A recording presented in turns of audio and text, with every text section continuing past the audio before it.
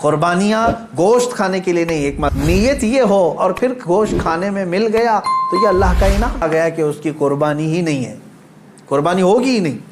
1000 بقرعید آئیں، 1000 عید الفطر آئیں، تمہارے لیے کون سی عید ہے؟ دعا کرنا ترک نہ کریں۔ حضرت ابراہیم علیہ السلام کی دعا قرآن پاک میں موجود ہے، آپ یہی دعا کرتے تھے، رب ہب لی من الصالحین، اے اللہ مجھے صالح اولاد عطا فرما، صالحین میں سے مجھے نسل عطا فرما۔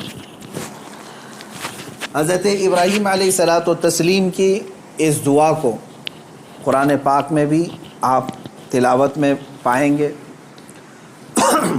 حضرت ابراہیم علیہ الصلاۃ والتسلیم کی اس دعا کو اللہ تبارک و تعالیٰ نے قبول فرمایا، اور پھر اللہ تعالیٰ نے ارشاد فرمایا کہ ہم تمہیں ایک بیٹا عطا کرتے ہیں۔ وہ کیسے معاملات ہوئے یہ بھی دیکھیے۔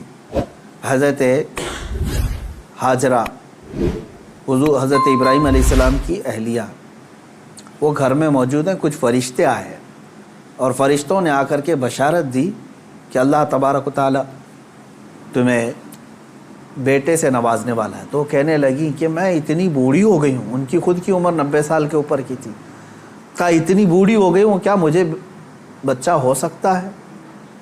فرشتوں نے کہا ہاں، اللہ تبارک و تعالیٰ جو غالب حکمت والا ہے وہ چاہے تو ہو سکتا ہے۔ تو پھر اللہ تبارک و تعالیٰ نے یہ بشارت دی اور بڑھاپے میں حضرت ابراہیم علیہ السلام کو بیٹے کی بشارت سے نوازا، اور اس کے بعد حضرت اسماعیل علیہ السلام کی ولادت ہوئی۔ چند دنوں کے بعد، چند سالوں کے بعد حضرت سارہ سے حضرت ابراہیم علیہ السلام کو دوسرے بیٹے بھی ہوئے، حضرت اسحاق علیہ السلام، یعنی اسی عمر میں۔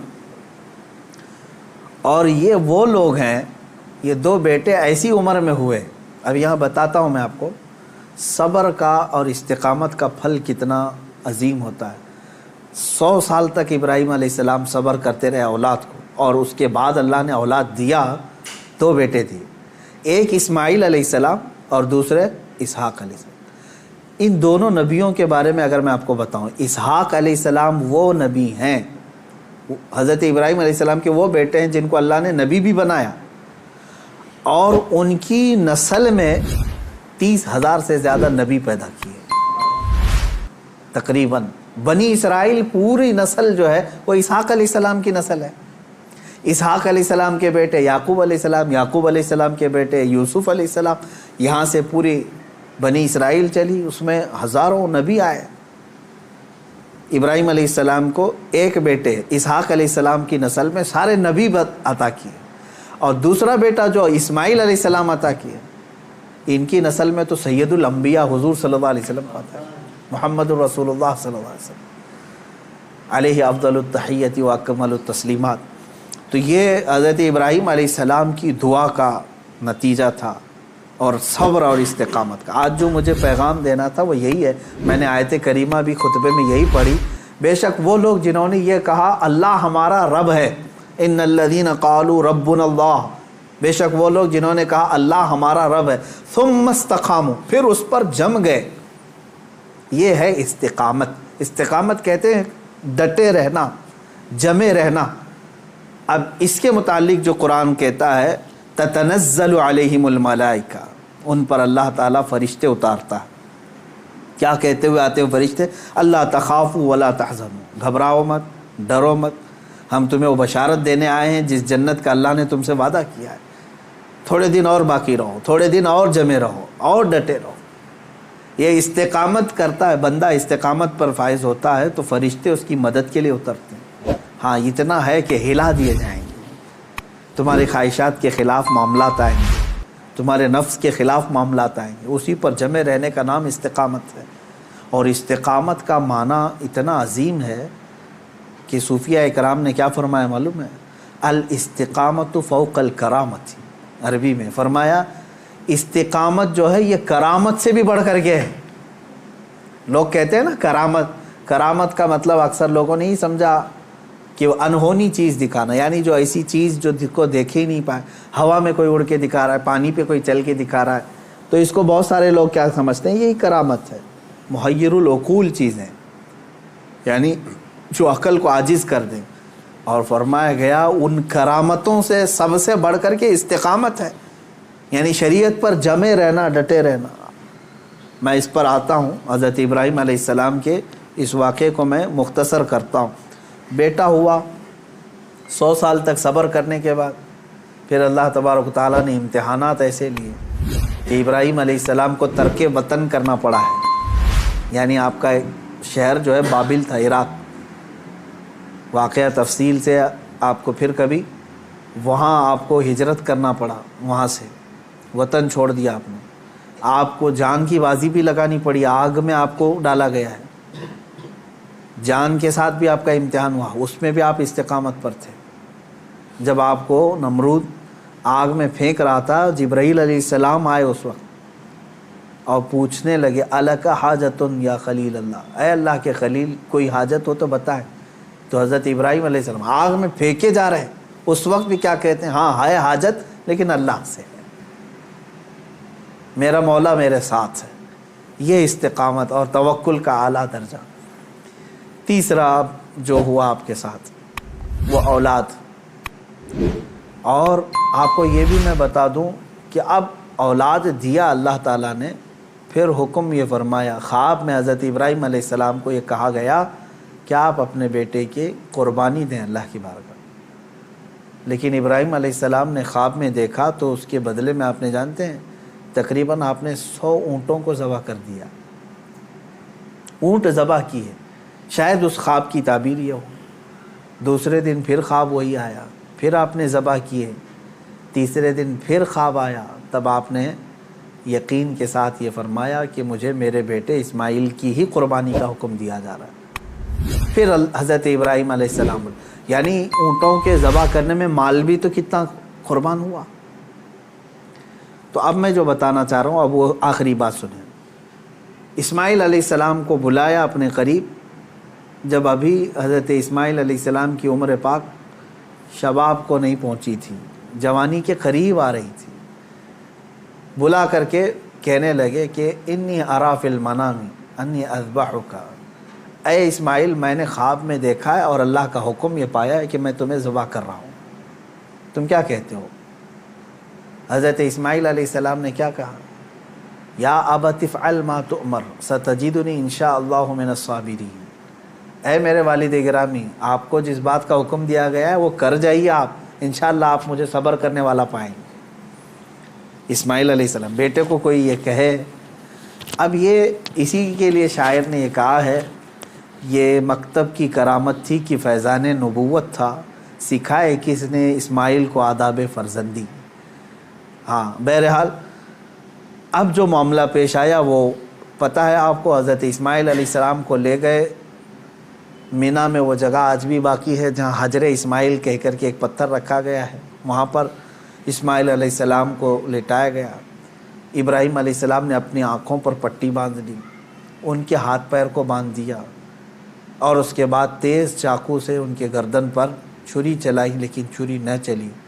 روایات یہ بتاتی ہیں کہ آپ نے اس چھری کو پتھر پر مارا، پتھر 2 ٹکڑے ہو گیا، کٹ گیا، لیکن نرم و نازک گلا نہیں کٹا، 2 مرتبہ نہیں کٹا۔ تیسری مرتبہ آپ نے زور سے چلایا تو کٹ گیا، مگر گلا نہیں۔ اللہ تبارک و تعالیٰ کے حکم سے جبرائیل علیہ السلام ایک دمبا جنت سے لے آئے اور اسماعیل علیہ السلام کو وہاں سے ہٹا کر کے دمبا رکھا، دمبا ذبح ہو گیا۔ اسماعیل علیہ السلام کھڑے رہے۔ ابراہیم علیہ السلام جب ذبح کر چکے تو اپنی آنکھوں سے پٹی ہٹا کر کے آپ اللہ کا شکر ادا کر رہے تھے کہ اے مولا تیرا جو حکم تھا وہ میں نے مکمل کر دیا۔ تو جب آپ نے پٹی ہٹا کر کے دیکھی تو بکرا ذبح ہے اور اسماعیل علیہ السلام سلامت ہیں، تو رب تبارک و تعالیٰ نے یوں ارشاد فرمایا، قد صدقت الرؤیا یا ابراہیم، اے ابراہیم تو نے ہمارے بتائے ہوئے خواب کو سچ کر دکھایا۔ وَنَادَيْنَاهُ بِذِبْحٍ عَظِيمٍ، ہم نے اسماعیل کو ذبح عظیم کے نام سے پکارا۔ اللہ تعالیٰ نے فرمایا، اللہ تبارک و تعالیٰ یہ امتحان لے رہا تھا۔ یہ انبیاء اکرام علیہم الصلاۃ والتسلیم کے ساتھ ہے، ایسا نہیں ہے کہ سارے لوگ یہ کر پائیں گے۔ وہ اس درجے کے ایمان والے تھے، ان کو اسی انداز سے امتحان لیا گیا۔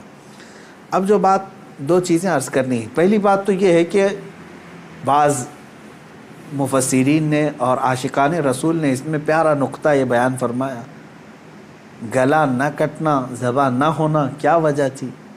تو فرمایا گیا اس لیے کہ اسماعیل علیہ السلام کی پیشانی میں نور محمدی تھا۔ حضور اکرم صلی اللہ تعالیٰ علیہ وسلم کا نور پاک تھا، انہی کی نسل میں حضور تشریف لائے، ابھی دنیا میں نور محمدی کو آنا تھا۔ اب بعض مفسرین اس بات پر ہی نہیں رکتے بلکہ ان تمام چیزوں کو اوپر تک لے جاتے ہیں۔ ابراہیم علیہ السلام کو آگ نے نہیں جلایا، وہاں پہ بھی نور محمدی ان کے پیشانی میں تھا۔ نوح علیہ السلام کی کشتی غرق نہیں ہوئی اس لیے کہ نوح علیہ السلام کی پیشانی میں بھی نور محمدی تھا۔ بہرحال دوسری بات میں جو بتانا چاہ رہا ہوں وہ 4 چیزیں تھیں۔ ابراہیم علیہ السلام کا وطن سے ہجرت کرنا، ان کا آگ میں ڈالا جانا اور ان کا جانوروں کو ذبح کرنا، پھر چوتھے نمبر پر اولاد۔ کوئی بھی انسان اپنی زندگی میں 4 چیزوں سے بے انتہا محبت کرتا ہے، 4 چیزیں اس کی بہت محبوب ہوتی ہیں۔ پہلی چیز اس کا وطن، جہاں پر پیدا ہوا، جہاں رہ رہا ہے، اس سے وہ محبت کرتا ہے۔ دوسری چیز وہ اپنے مال سے محبت کرتا ہے۔ تیسری چیز وہ اپنی اولاد سے محبت کرتا ہے۔ چوتھی چیز وہ اپنی جان سے محبت کرتا ہے۔ اور امتحان انہی چیزوں سے ہوتا ہے جس سے محبت کیا جاتا ہے، ایسی دوسری چیزوں سے نہیں امتحان لیا جاتا۔ آپ کو جو چیز ناپسند ہے میں کہوں وہ دے دو، وہ فوراً اٹھا کے دے دیں گے، جیسے گھر میں رکھا ہوا کچرا اٹھا کر کے فقیروں کو دے دیتے ہیں۔ ہاں، امتحان تو اس وقت ہوگا جو اپنے مزے کی اور پسندیدہ چیز آپ بنا رہے تھے اور پھر آپ کو کہا گیا اس میں سے دے دو، تب مشکل ہو جاتا ہے۔ ہاں، جو دے دیا اور پھر وہ امتحان میں کامیاب ہوا، اپنی پسندیدہ چیز۔ ابراہیم علیہ السلام سے جو امتحانات لیے گئے وہ 4 محبوب چیزوں سے امتحان لیے گئے، اور اب 4 امتحانات میں ثابت قدم رہے۔ آپ نے وطن بھی ترک کیا، جان بھی جوخم میں ڈالی، اولاد بھی اور اپنا مال بھی۔ پھر اللہ تبارک و تعالیٰ نے اس عظیم مقام پر آپ کو فائز فرمایا جو حضرت ابراہیم علیہ السلام کو آج بھی کیا لقب ہے معلوم؟ ابو الانبیاء کہا جاتا ہے۔ ابو الانبیاء یعنی نبیوں کے باپ ہیں۔ اب عزیزان گرامی، ان واقعات میں میرے سنانے کا مقصد یہ تھا کہ ہمارے بچوں تک یہ واقعہ پہنچ جائے تفصیل سے، پھر آپ اپنے گھروں میں اپنی اولاد کو سنائیں ضرور۔ لیکن اس پورے واقعے سے ایک جو جذبہ ملتا ہے وہ ہے استقامت کا۔ یہی میرا میسج ہے آج کا، یہی میں پیغام دینا چاہتا ہوں۔ کسی بات پر جمے رہنا، ڈٹے رہنا، یہ انبیاء کی سنت ہے۔ ہاں، ہلا دیے جائیں گے، تمہیں تکلیف میں ڈالا جائے گا، لیکن جمے رہو گے تو اسی طرح کے انعامات کی بارشیں بھی ہوں گی۔ آپ کو پتہ ہے حضرت بلال حبشی رضی اللہ تعالیٰ عنہ کو جب مکہ والے زنجیروں میں جکڑتے تھے یا پھر رسی باندھ کر کے مکہ کی گلیوں میں کھینچتے تھے، صحابہ اکرام حضور صلی اللہ علیہ وسلم کی بارگاہ میں تشریف لائے، عرض کرنے لگے یا رسول اللہ صلی اللہ علیہ وسلم، کیا ہم حق پر نہیں ہیں؟ حضور نے فرمایا کیوں نہیں؟ کہا پھر کیوں ہمیں اتنی تکلیف دی جاتی ہے؟ کیوں ہمیں اس طرح سے غریب صحابہ کو مارا جاتا؟ ہم حق پر ہیں تو پھر یہ ہمارے اوپر حاوی کیوں ہوتے ہیں؟ اب سنیں، بہت سارے لوگوں کا آج بھی سوال یہی ہے کہ آج ہم اتنی بڑی تعداد میں ہیں، ہم ہی خدا کی عبادت کرتے ہیں، ہم ہی رسول پاک کی رسالت کا اقرار کرتے ہیں، قرآن کے قاری ہم ہیں، اذان کے دینے والے ہم ہیں، نمازوں کے قائم کرنے والے ہم، تکلیف ہم ہی کو سب سے زیادہ ہے، مارے جا رہے ہیں ہم ہی سب سے زیادہ آج دنیا میں۔ یہ سوال آج بھی گردش کرتا ہے۔ صحابہ بھی یہ سوال لے کر کے حضور پاک صلی اللہ علیہ وسلم کی بارگاہ میں حاضر آئے۔ میرے آقا صلی اللہ علیہ وسلم نے جواب میں جو ارشاد فرمایا وہی ہم سب کے لیے بھی آج عبرت ہے، وہی آج ہم سب کے لیے بھی درس ہے۔ حضور اکرم صلی اللہ علیہ وسلم نے اس صحابی سے فرمایا جنہوں نے سوال کیا، کہا کہ اللہ تبارک و تعالی جس کا جیسا ایمان ہوتا ہے ویسا امتحان لیتا ہے، اور آج تم لوگوں سے جو امتحانات لیے جا رہے صحابہ سے، حضور نے فرمایا اس سے کئی درجہ کٹھن امتحانات انبیاء سے لیے گئے۔ حضور اکرم صلی اللہ علیہ وسلم نے ارشاد فرمایا انبیاء میں سے بعض وہ نبی ہیں جیسے حضرت زکریا علیہ السلام، یہودیوں نے ان کے قتل کا منصوبہ بنایا اور ان کے پیچھے لگ گئے، یہاں تک کہ آپ جان چھڑاتے ہوئے ایک جگہ ایسے آئے، اللہ کے نبی ہیں، ایک درخت کے قریب آئے، درخت سے کہا کہ تو پھٹ جا میں تیرے اندر داخل ہوتا ہوں، زکریا علیہ السلام اس درخت کے اندر آئے، یہودیوں نے پیچھا کیا کافی دیر تک، شیطان ابلیس لعین یہودیوں کو اشارہ کر کے بتایا اس درخت کے اندر وہ چھپے ہوئے ہیں، تم آری لو اور اوپر سے کاٹ ڈالو۔ یہودیوں نے اس درخت کو اوپر سے کاٹنا شروع کر دیا، جس پورے درخت کے پیٹ کے اندر حضرت زکریا علیہ السلام ہے، اوپر سے آری سے وہ کاٹتا جا رہا ہے یہودی، اور وہ سب کاٹتے جا رہے ہیں۔ آری کے کٹنے کی آواز آپ کو آ رہی تھی اور سر مبارک تک پہنچ چکا تھا۔ آپ آواز نکالتے، اللہ تبارک و تعالیٰ کی طرف سے یہ حکم آیا، اے زکریا صبر کر جاؤ، اور اگر اس پر تم نے صبر نہیں کیا تو صابرین میں سے تمہارا نام نہیں آئے گا۔ حضرت زکریا علیہ السلام خاموش ایسے رہے کہ پوری آری نے سر کو چیر دیا، بدن کو چیر دیا، پورے جسم کو چیر دیا، لیکن آپ نے آہ تک نہیں کہا، اف یہ تمام الفاظ بھی نہیں ادا کیے۔ احادیث میں یہ حضرت زکریا علیہ السلام کا استقامت، آپ جمے رہے، ڈٹے رہے، کٹ گئے، جسم پاک دو الگ الگ ٹکڑوں میں تبدیل ہو گیا۔ اب اندازہ کریں، ان واقعات کو حضور اکرم صلی اللہ علیہ وسلم نے صحابہ کو سنایا۔ حضرت یحییٰ علیہ السلام پیش کیے گئے، 33 سال کی جوانی ہے، بادشاہ کے خلاف آپ نے فتویٰ دیا تھا، وہ 2 بہنوں کو ایک نکاح میں رکھا تھا، آپ نے فرمایا حرام ہے تیرے۔ بادشاہ نے کہا تم کیا مجھے بھی فتویٰ دو گے، مجھے بھی سکھاؤ گے؟ حضرت یحییٰ علیہ السلام نے کہا اللہ کی شریعت ہے، وہ ہر ایک پر نافذ ہے۔ اس بادشاہ نے اپنے خلاف اس فتوے کو دیکھ کر کے آپ کے قتل کا حکم دیا، اور آپ کو قتل بھی کیا گیا، آپ کا سر مبارک الگ کر کے تشت میں رکھا گیا۔ نبی کی بات کر رہا ہوں، حق بات بولنے پر یہ مصیبتیں آئیں گی۔ اسی لیے شاعر نے بہت اچھے انداز میں کہا، یہ شہادت گئے الفت میں ہے قدم رکھنا، لوگ آسان سمجھتے ہیں مسلمان ہونا۔ ہاں، لوگ یہ سمجھتے ہیں کہ آپ مسلمان ہیں، ہم کو تو کچھ ہونا ہی نہیں چاہیے۔ اگر کچھ ہونا ہی نہیں چاہیے تو پھر تم جو ہے بہت عیش و عشرت میں رہ رہے ہو، اور اپنے ایمان کی خیر لو، تم گزارے جاؤ گے۔ اگر امتحانات سے تو اللہ رب العزت کا شکر بجا لانا کہ ہاں تمہارا ایمان سلامت ہے، اور اللہ تبارک و تعالیٰ تمہارا ایمان بلند کرنا چاہتا ہے۔ کیا اصحاب کہف نہیں آزمائے گئے؟ اصحاب کہف 7 لوگ تھے، ایمان چھپائے ہوئے تھے، اور بادشاہ سے ڈر کر کے پھر وہ اپنا شہر چھوڑ کر کے نکل پڑے۔ تو جس غار میں وہ جا کر پناہ لیے، بادشاہ نے ظلماً ان کے اوپر دیوار بنا دیا، ان کی قبر بنا دیا اسی میں۔ لیکن قرآن پاک آج بھی گواہی دیتا ہے، اللہ تعالیٰ ان استقامت پر قائم بندوں کو اللہ تعالیٰ نے ایسی فضیلت سے نوازا کہ آج تک وہ اپنے غار میں سوئے ہوئے ہیں۔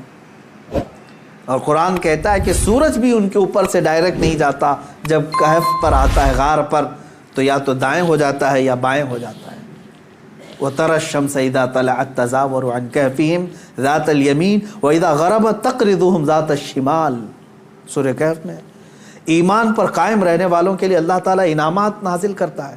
آج کے دور میں بہت سارے لوگ پریشان اس بات سے ہیں، ارے کیا ہو جائے گا ہمارے ساتھ۔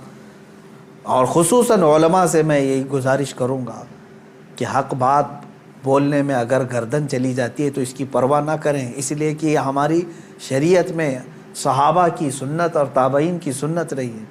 مجھے ایک بات یاد آتی ہے، سیدنا امام احمد بن حنبل رضی اللہ تعالیٰ مشہور امام ہیں، تقریباً ہمارے اماموں میں سے جو سب سے زیادہ تکلیف اٹھانے والے، مشقت اٹھانے والے امام، وہ امام احمد بن حنبل ہیں۔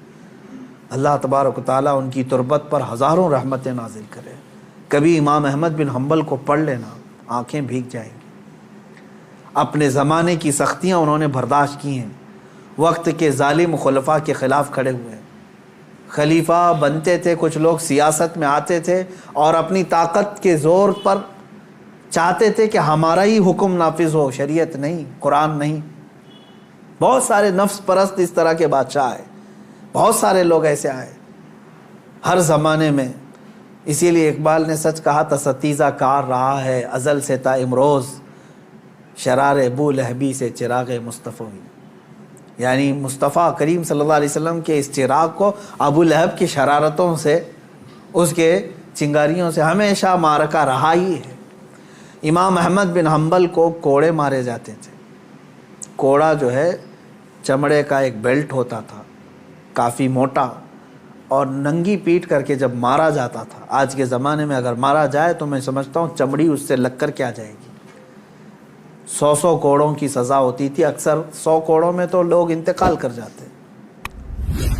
حضرت امام احمد بن حنبل کو 3 خلفاء آئے نئے اور ہر ایک نے کوڑے مارے، ہر ایک نے، کہ تم اپنا حکم بدل دو۔ وہ حق بات پر قائم تھے اور قائم رہے۔ امام احمد بن حنبل ایک جگہ گزر رہے تھے، اس وقت کا ایک مشہور ڈاکو تھا، چور تھا، اور وہ قریب میں آیا، امام احمد بن حنبل سے جو بات کہہ رہا تھا آج ہم سب کے لیے عبرت ہے۔ اس نے کہا، اے احمد بن حنبل، 300 کوڑے کھائے تم نے، 100 200 300، مجھے دیکھو میں نے تقریباً چوری کے جرم میں 1500 کوڑے کھائے، لیکن ابھی بھی چوری چھوڑا نہیں میں۔ چوری کرتا پکڑا جاتا، چوری پر اتنے 100 کوڑے نہیں مارے جاتے، کبھی 20 کوڑے، کبھی 25 کوڑے، کبھی 40 کوڑے، قاضی اس طرح لگاتے رہے۔ تو وہ گن کے رکھا ہوا ہے، وہ کہتا ہے میں نے اب تک 1500 کوڑے کھا لیے لیکن ابھی چوری چھوڑا نہیں ہوں۔ وہ کہتا ہے کہ میں 1500 کوڑے کھا کر کے چوری نہیں چھوڑا، تم 300 کوڑوں پر حق بات کو نہیں چھوڑ دینا۔ 100 کوڑے کھا کر کے استقامت اور حق بات سے تم ہٹ نہیں جانا۔ امام احمد بن حنبل رضی اللہ تعالیٰ عنہ اس بات سے بہت متاثر ہوئے اور انہوں نے اس کو بیان فرمایا کہ اس کے ایک جملے نے مجھے اور بڑا حوصلہ دے دیا۔ آج میں یہی کہتا ہوں میرے عزیزوں، لوگ جیل جاتے ہیں ریپ کیس میں، لوگ پکڑے جاتے ہیں چوری میں، ڈکیتی میں، مرڈر کیس میں، اور پھر چھوٹ کر کے آتے ہیں، پھر بھی نہیں چھوڑتے، پھر ان جرائم میں ملوث رہتے ہیں۔ نشے والے کو دیکھو، پکڑے جاتے ہیں، مارے جاتے ہیں، اندر لاک اپ میں رکھے جاتے ہیں، پھر آتے ہیں، چھوٹتے ہیں، پھر وہی کام کرتے رہتے ہیں۔ میں علماء سے اور اہل حق سے یہی کہوں گا کہ جب جرائم پیشہ لوگ سزا پا کر کے بھی اپنے جرائم سے نہیں ہٹ پاتے، تو تمہیں تو آج حق بولنے پر اب تک کوئی سزا تو نہیں ملی۔ ہونا یہ چاہیے کہ اگر حق بات بولنے پر مجھے سزا بھی مل جائے تو میں حق بات پھر سر چڑھ کر کے بولوں گا، کہ پھر میں پھانسی کے پھندے پر بھی بولوں گا، تختہ دار پر بھی بولوں گا۔ یہ حق بات اور جرأت کے ساتھ بولنے کی ہر ایک کے اندر اللہ توفیق عطا فرمائے۔ آج سخت ضرورت ہے۔ میں مسلمانان ہند سے یہ کہوں گا، اب حالات ایسے ہیں کہ تمہارے استقامت کا امتحان ہوگا، تم ایمان پر کتنے ڈٹے ہو، تم شریعت مصطفیٰ صلی اللہ تعالیٰ علیہ وسلم پر کتنے جمے ہو، یہ تمہیں آزمایا جائے گا۔ آج بہت سارے صلح کلی وہ ہیں سیکولر جو اپنے آپ کو کہتے ہیں، وہ یہ بھی اچھا وہ بھی اچھا، چھوڑو میاں کائے کا فساد۔ ہم کوئی فساد کی بات نہیں کر رہے ہیں، ہم صرف اتنی بات کہہ رہے ہیں جس نبی کا تم نے کلمہ پڑھا ہے اس نبی سے وفاداری کرو، اس رسول پاک صلی اللہ تعالیٰ علیہ وسلم کے پورے ہو جاؤ۔ تم اپنے ماں باپ کے خلاف گالیاں سننا نہیں چاہتے اور حضور پاک صلی اللہ علیہ وسلم پر گالیاں دی جاتی ہیں، تب تم کہتے ہو نہیں یہ سیکولر چیز ہے، سب چلتا ہے، معاذ اللہ رب العالمین۔ ایسی سیکولر بھاڑ میں جائے، اور ایسی سیکولرزم سے ہم پناہ مانگتے ہیں، اللہ کی پناہ، ایسی منافقت سے جس میں بندے کا ضمیر اور اس کا ایمان ختم ہو جاتا ہے۔ اے میرے عزیزو، استقامت کو سیکھو اور اس پر قائم رہو، جمے رہو۔ صحابہ اکرام کی تاریخ پڑھو گے، تابعین، اولیاء کاملین کی تاریخ پڑھو گے، تمہیں پتہ چلے گا۔ میں بار بار اپنی تقریروں میں ذکر کرتا رہتا ہوں، علامہ کفایت علی کافی رحمۃ اللہ علیہ، مجاہد آزادی، ایسے بزرگ عالم دین ہیں جن کو انگریزوں نے پکڑ کر کے گرفتار کر کے اپنے قلعے میں رکھا، تقریباً 7 دن تک آپ کے جسم پر گرم استری پھیرتے تھے، گرم کر کے استری کو، پریس جو ہوتی ہے اس کو جسم پر پھیرتے تھے، چمڑی جل جاتی تھی، اور جب رات کا وقت ہوتا تھا تو ان جلی ہوئی چمڑیوں پر وہ انگریز نمک چھڑکتے تھے، جسم پر نمک مارتے تھے، اور اس کے باوجود اتنے پر کم نہیں، اسی کافی رحمت اللہ علیہ کو بھرے چوک پر بازار میں پھانسی کے پھندے پر انہوں نے لٹکایا۔ ایک جم غفیر نے دیکھا، مجمع عام میں آپ کو پھانسی پر لٹکایا جا رہا تھا، لیکن ذرا برابر بھی پیشانی پر شکن ہے، چہرے پر ملال ہے، کہیں کوئی افسردگی ہے، پشیمانی ہے، کچھ نہیں ہے، کھلا چہرہ، تختہ دار پر جانے والا بھی عاشق رسول یہ گنگناتے ہوئے جاتا ہے، کوئی گل باقی رہے گا نہ چمن رہ جائے گا، پر رسول اللہ کا دین حسن رہ جائے گا۔ اطلس و کم خواب کی پوشاک پہ نازاں نہ ہو، اس تنے بے جان پر خاکی کفن رہ جائے گا۔ سب فنا ہو جائیں گے وہ لیکن حشر تک، سب فنا ہو جائیں گے کافی وہ لیکن حشر تک، نعت حضرت کا زبانوں پر چلن رہ جائے گا۔ یہ حضرت کفایت علی کافی رحمۃ اللہ تعالی علیہ کی استقامت ہے۔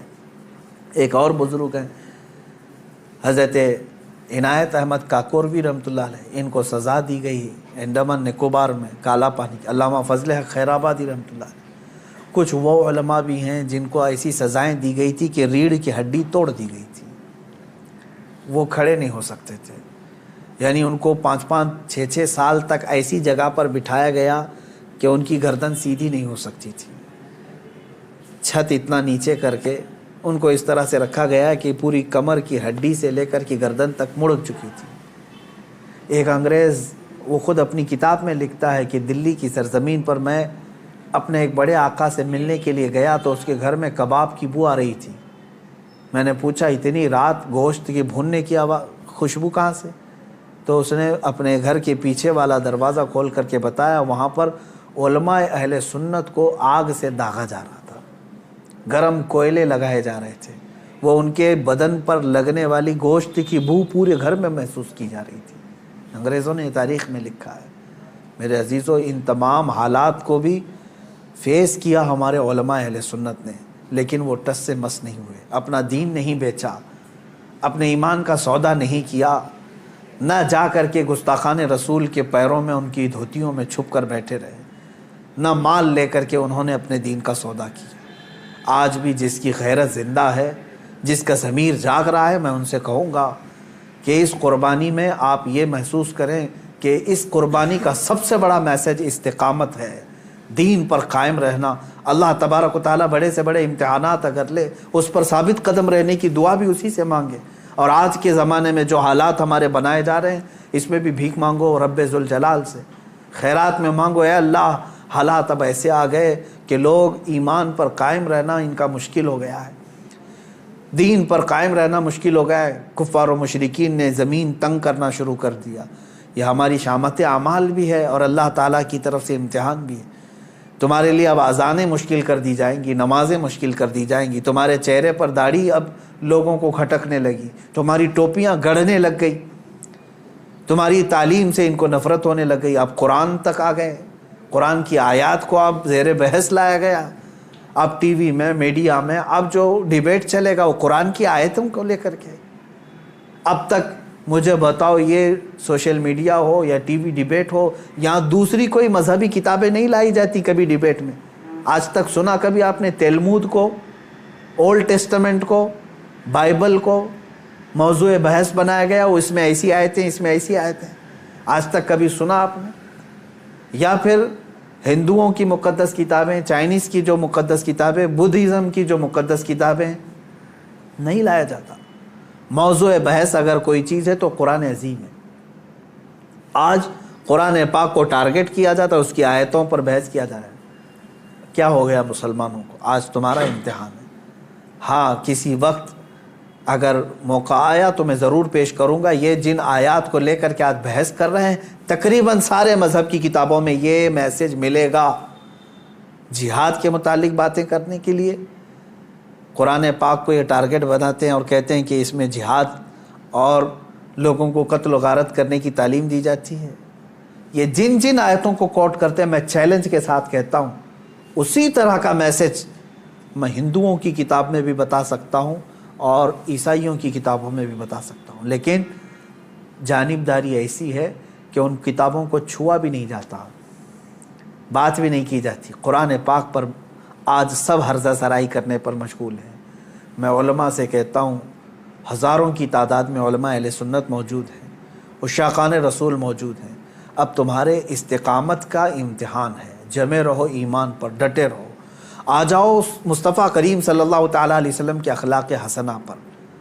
تم نے دنیا بہت دیکھی، عیاشیاں بہت کر لی، فیشن شو بہت کر لی، اپنے نفس کو بہت راضی کر لیا، کچھ مصطفیٰ کریم صلی اللہ علیہ وسلم اور ان کے رب ذوالجلال کو راضی کرنے کے لیے بھی کام کر لو۔ تم نے کپڑے پہنے اپنے نفس کو راضی کرنے کے لیے اور چند شیاطین کو اور چند دوستوں کو راضی کرنے کے لیے، اپنے چہرے کی حیت بنائی، اپنے گھر بار کو بنایا چند لوگوں کو راضی کرنے کے لیے۔ اے مسلمانوں، آج اپنے رب ذوالجلال کو راضی کرنے کی طرف بھی تو قدم بڑھاؤ کہ میں جس کی طرف لوٹایا جانے والا ہوں اس کو بھی راضی کرنے کا میں کوئی تو کام کروں۔